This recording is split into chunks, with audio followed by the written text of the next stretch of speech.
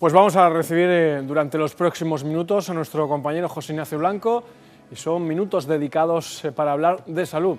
Unos 15 minutos aproximadamente vamos a escuchar buenos consejos, buenas recomendaciones e información muy interesante. Vamos a verlo, adelante.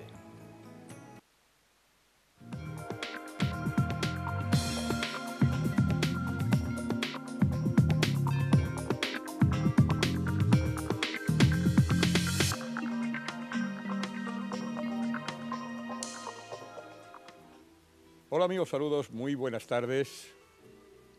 Decía que, les saludaba a todos ustedes, amigos telespectadores, en el reinicio de un nuevo curso dentro de este espacio que llega a todos ustedes a partir de estas fechas cada año y se prolonga prácticamente hasta el verano del año siguiente, como ustedes saben.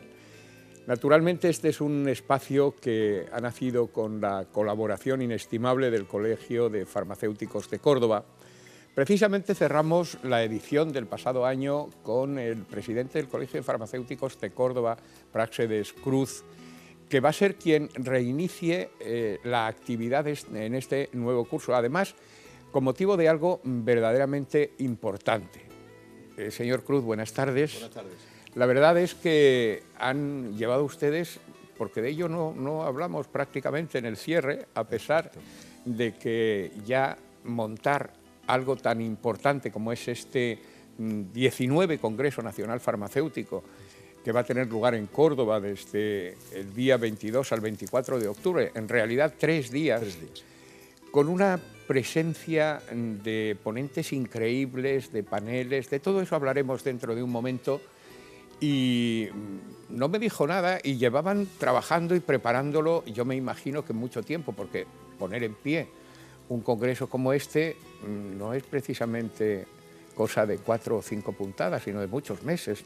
Pues claro, efectivamente, en primer lugar, pues agradecerle esa colaboración que tenemos ya tradicional entre esta casa y el colegio, que creo que es importante para el ciudadano cordobés, puesto que a partir de estas entrevistas o estos espacios pues vamos divulgando un poco sanidad, que es lo que nos interesa a todos.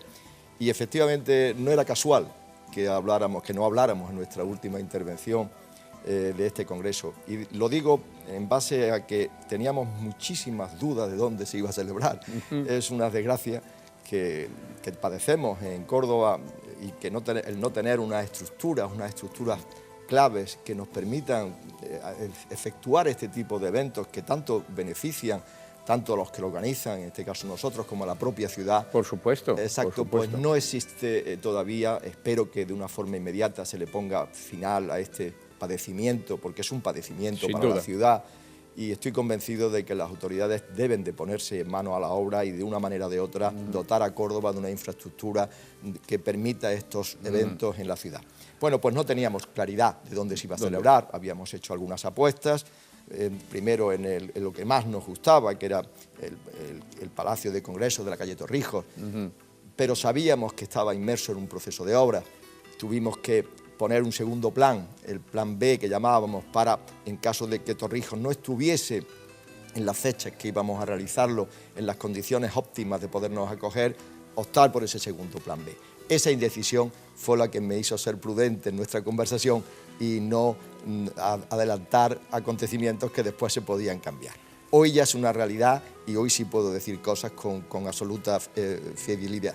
Hay que decir que este congreso va a traer a Córdoba a más de 800 personas que van a participar en el congreso y todavía no se han cerrado las inscripciones, pero ya se ha superado este número, que en él va a participar quien es la presidenta del Consejo General de Colegios de Farmacéuticos de España y que ha sido nombrada recientemente presidenta de la Organización Mundial de Colegios de Farmacéuticos del mundo, es decir, la primera autoridad mundial en la materia, y que a mí me ha llamado muchísimo la atención cuando he hojeado este librito que tenemos aquí, donde aparecen pues todas las actividades que van a tener lugar en este congreso, y veo que son una ingente cantidad de ponencias las que se van a llevar a cabo.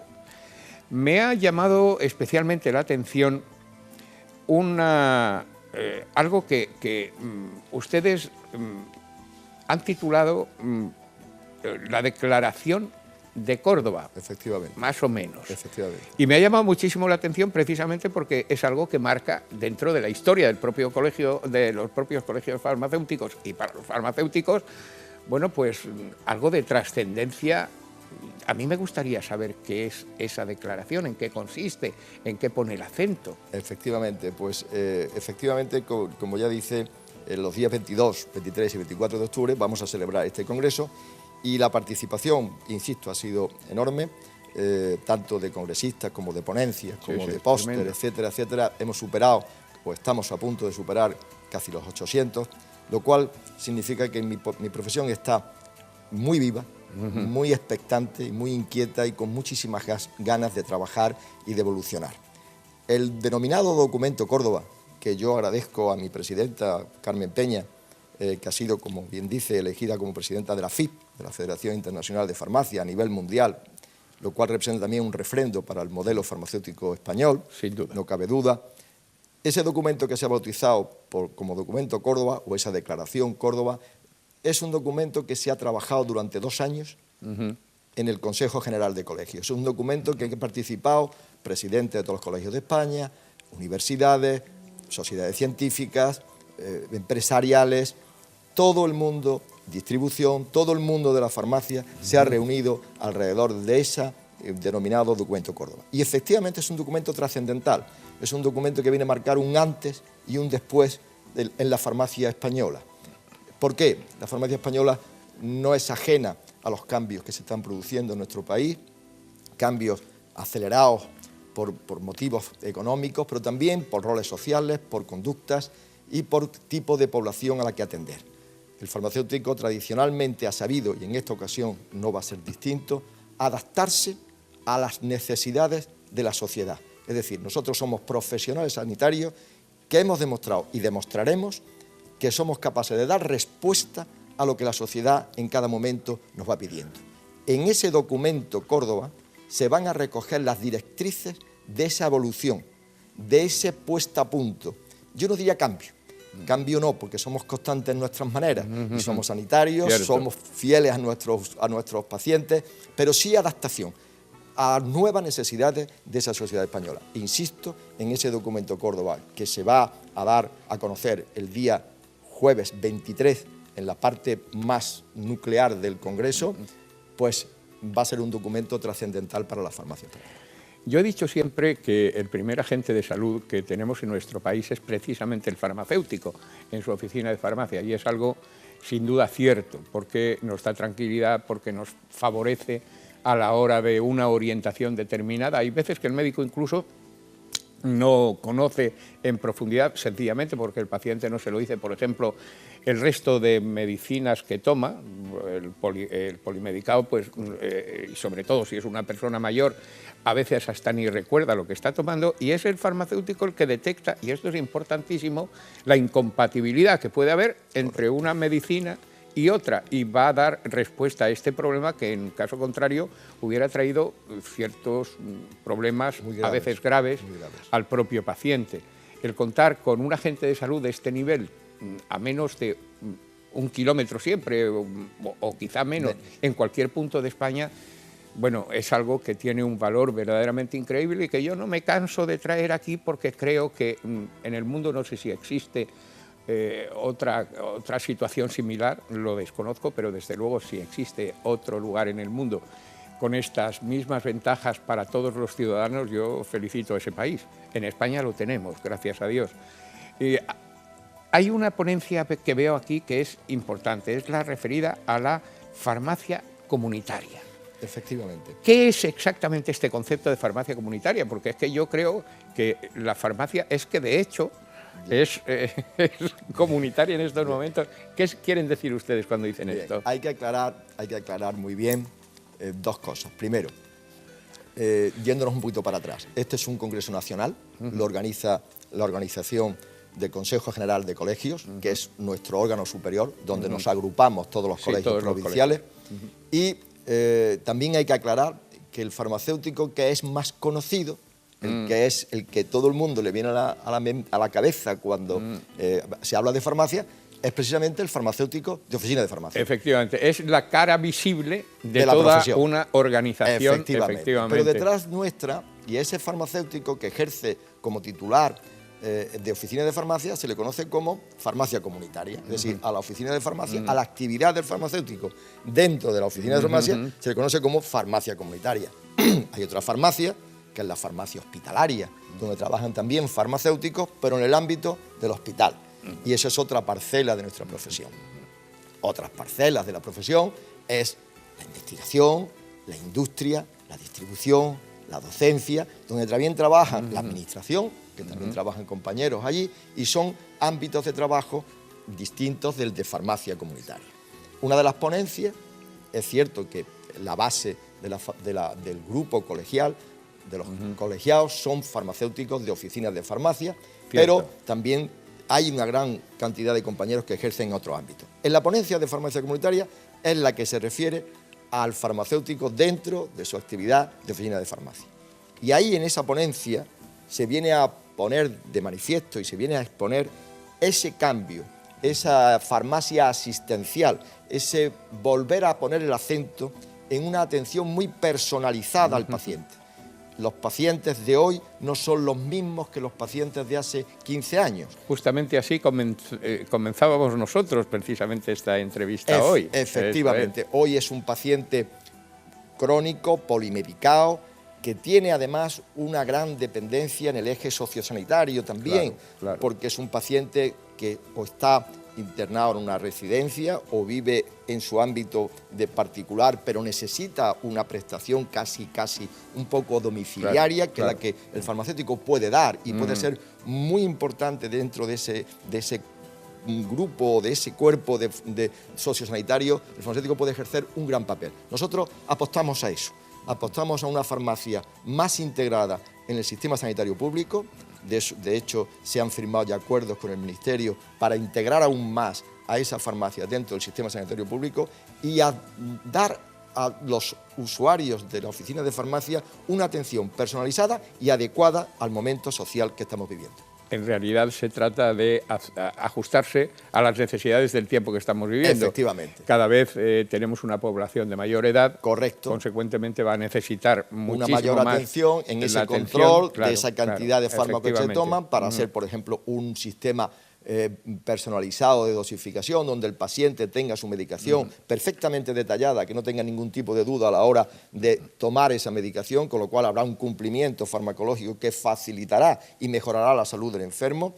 Todas esas atenciones personalizadas y adecuadas son las que se van a poner de manifiesto en este congreso. Ya la estamos haciendo, pero se van a protocolizar, se van a implantar cada día con más fuerza dentro de nuestro ámbito.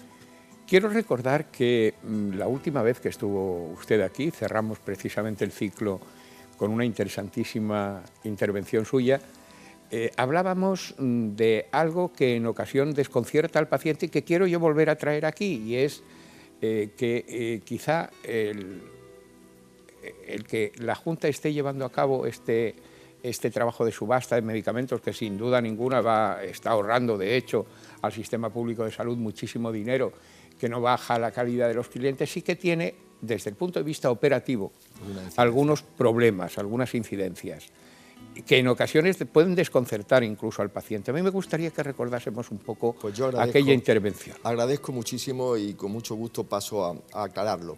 Efectivamente, como usted bien ha dicho, la Junta de Andalucía emprendió hace ya unos años una actuación de cara a seleccionar dentro del mercado una serie de fármacos, de especialidades farmacéuticas, haciendo contratos con determinados laboratorios a los que se le daba la exclusividad para el suministro a la población andaluza.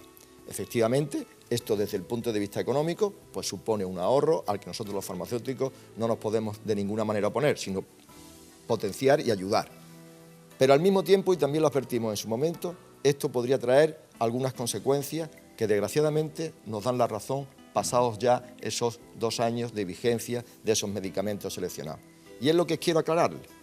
Al polarizar todo en unos determinados laboratorios, muy pocos, se da la posibilidad, y de hecho, insisto, está ocurriendo, de que esos laboratorios tengan algunas incidencias en el suministro.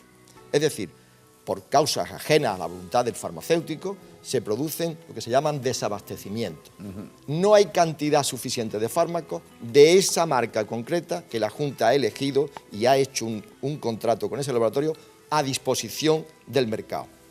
Esto crea en un momento determinado un vacío. Claro, cuando ese vacío tiene el respaldo de que existen otros laboratorios que sí están en el mercado nacional, nosotros tenemos que cambiar esa medicación que la normativa nos exige dispensar por otros que existan en el mercado para que el usuario quede cumplimentado en su prestación farmacéutica. Esos cambios de medicación de marca, que no de principio activo, porque el medicamento es el mismo, pero aparentemente en su formato puede dar a desorientación, es lo que quiero dejar muy claro, que no se hace de una forma graciosa por el farmacéutico, sino obligado por la situación en la que estamos viviendo.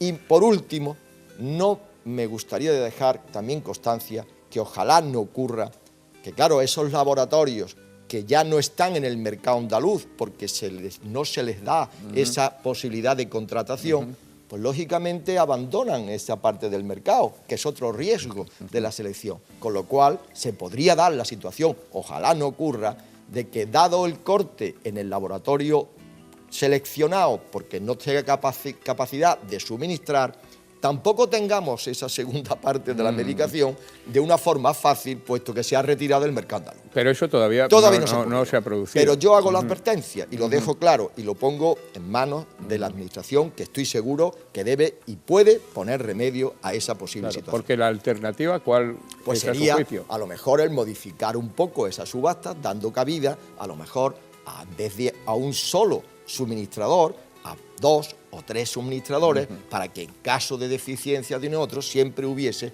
la posibilidad de tener esos suplentes, por así decirlo, o esos coseleccionados. Ampliar el mercado un poco en este sentido. Pero termino, y lo hago de forma telegráfica.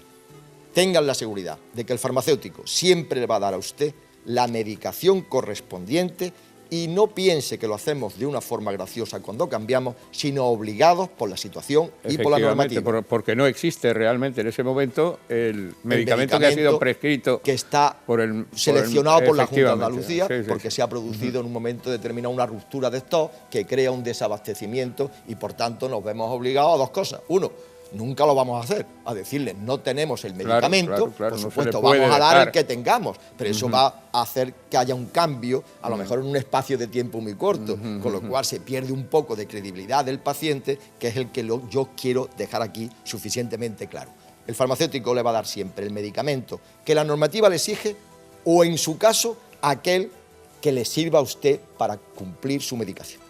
Señor Cruz, presidente del Colegio de Farmacéuticos de Córdoba, yo no le quiero entretener más porque sé que, lógicamente, está dando las últimas puntadas a lo que es el 19 Congreso Nacional Farmacéutico, un auténtico acontecimiento también para la propia ciudad. Hay que decir que 800 personas como mínimo van a presentarse en Córdoba y eso implica, lógicamente, una dinamización en la economía cordobesa, qué duda cabe. Por eso comparto su punto de vista en la necesidad de exigir pues un centro en Córdoba que pueda recibir precisamente a esta cantidad de congresistas. Múltiples congresos se podrían celebrar en nuestra ciudad teniendo en cuenta sus propias características. Es un placer, efectivamente, visitar Córdoba y que desgraciadamente todavía no tengamos ninguno. Espero que pronto quede resuelto el problema y, insisto una vez más, no le quiero entretener porque desde el día 22 al 24 de octubre, los 3 días, va a tener lugar este 19 Congreso Nacional Farmacéutico, en el que van a intervenir pues una gran cantidad de profesionales. He visto que naturalmente van a estar presentes los responsables de la distribución, de la investigación, etcétera, es decir, de todas las parcelas. Va a ser un éxito, estoy seguro. Ojalá. Yo desde luego le digo que estoy muy preocupado, muy nervioso, porque como toda persona que organiza y que tiene esa responsabilidad. Me lo imagino. Espero que el día 24, cuando se culmine, pues haya sido todo correcto y las personas que nos visiten se lleven una magnífica impresión de nuestra ciudad y un magnífico aprovechamiento de este congreso. Muchísimas gracias, señor Cruz. Muchas gracias a todos ustedes, amigos telespectadores. Ya saben que volvemos con ustedes la próxima semana. Yo espero que hasta entonces ustedes, en la medida de lo posible, lo pasen bien. Hasta entonces, procuren ser felices. Muy buenas tardes.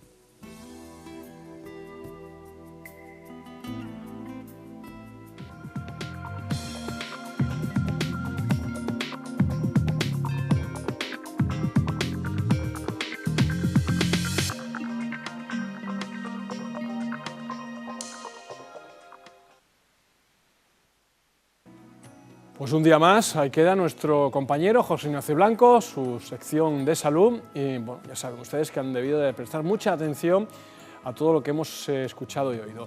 Así que llegados a este punto vamos a hacer otro alto en el camino y regresamos enseguida. Hasta ahora.